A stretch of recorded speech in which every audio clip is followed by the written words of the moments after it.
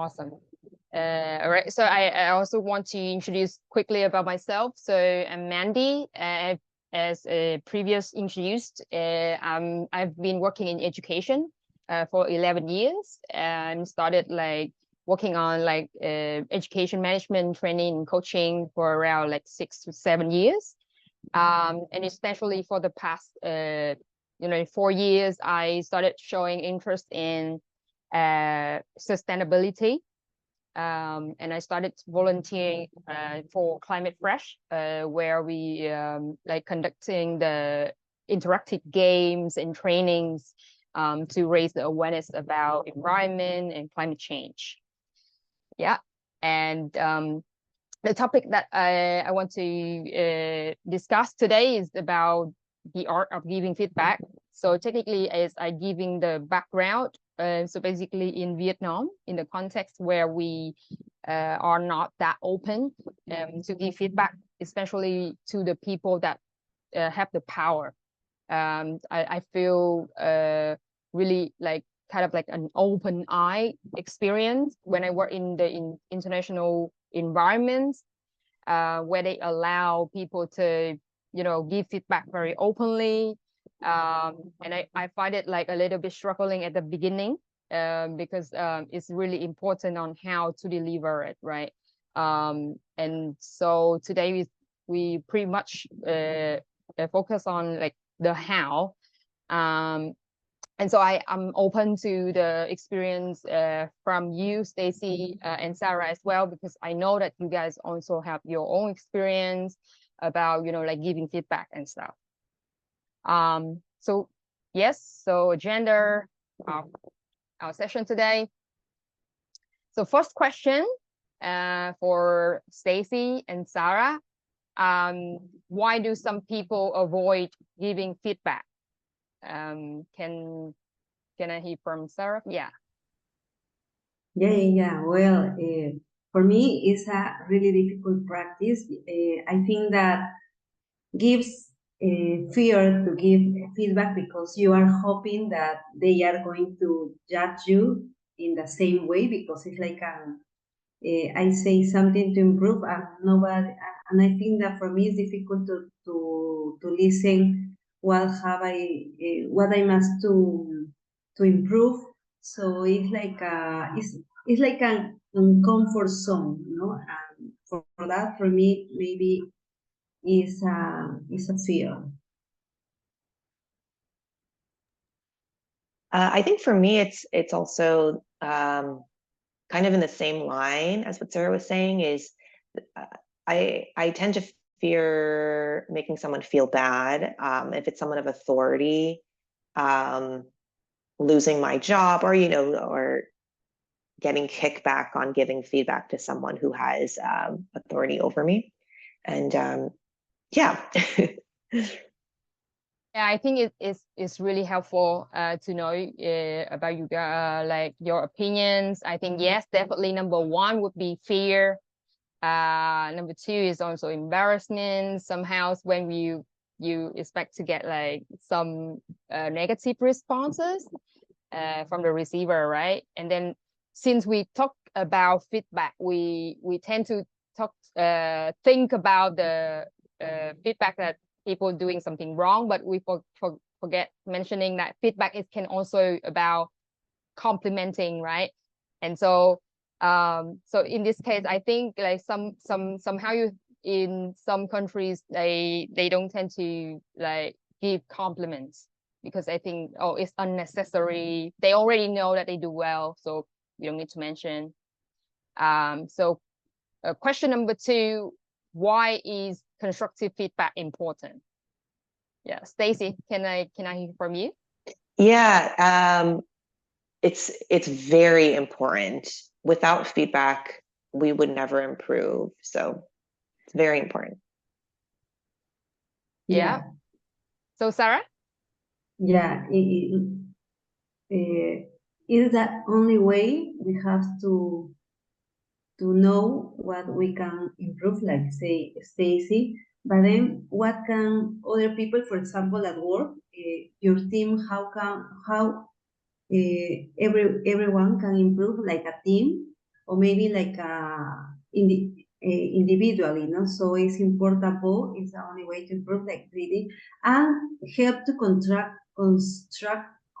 trust, and the way to feel part of, or like to feel special because someone is giving his time or her time to give you an advice. It's like when my boss give me feedback, I feel them because initially I can feel maybe sad or maybe like, Sarah, you are doing bad your work, but then I feel, whoa, my boss is worried about me and he wants that that I must improve. So give me trust. Yeah, definitely.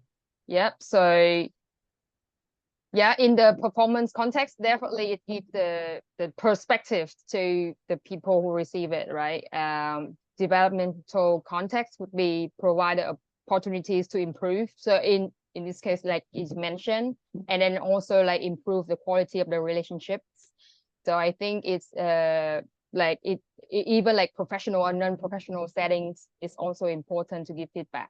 So for this time constraint, so I'm gonna move fast, and so in order to able to discuss about the model.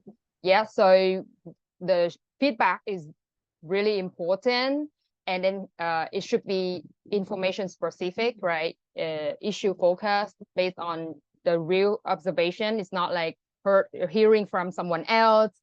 Okay, and then straightforward, sincere, solution oriented. So don't forget to show appreciations as well, and express concern if it's like negative feedback. And importantly, if possible, it should be a person-to-person, a face-to-face feedback, because text can cause misunderstanding. And yeah, the sort of feedback model that we mentioned today is specifically about situation, behavior, and impact. So if time allows, so are able to give the suggest solutions and follow up after that. All right. So that's what we call SBI, situation, behavior, and impact. So situation, so specific about when and where that happened. Behavior, so make sure that you don't give the feedback with judgment, and focus on what the behavior cause, and make the experience internal to the individual and make it relevant, and yeah, follow up with the solutions, and then review. Okay, so I'm gonna go to the first example. So in the professional setting, you've noticed that your employee has been missing deadlines and it's been affecting the team progress. So feedback using the SBI model. So before we go to the examples answers, can we hear from Stacy? So can you mention about the situation, the behavior, and the impact in your feedback?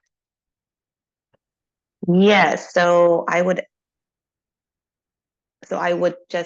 approach the employee and mention the exact deadlines that were missed and how that affected the entire team's timeline, and why it's important to meet deadlines. And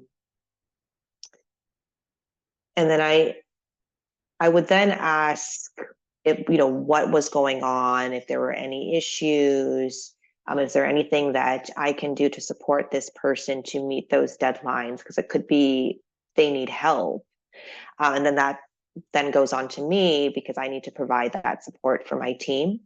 And then I would probably schedule some sort of review in maybe a week or two to go over how their progress is coming along, if what I provided as support was helpful to them. Thanks.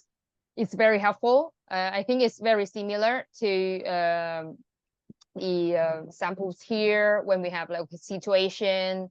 Yeah, I wanted to talk to you about like, the recent performance, and I've noticed that you've been missing deadlines. So basically focus on the behaviors, missing deadlines, affecting the team's progress, and then something like hinder their ability to set timelines.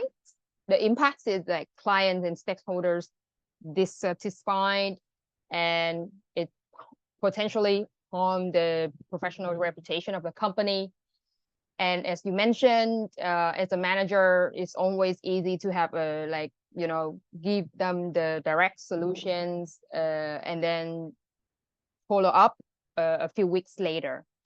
It's a bit harder if you basically give the feedback to your manager, like your superior. Mandy. Oh, Hi, we Hi, lost Mandy. you. Yeah, we are talking about where is Mandy?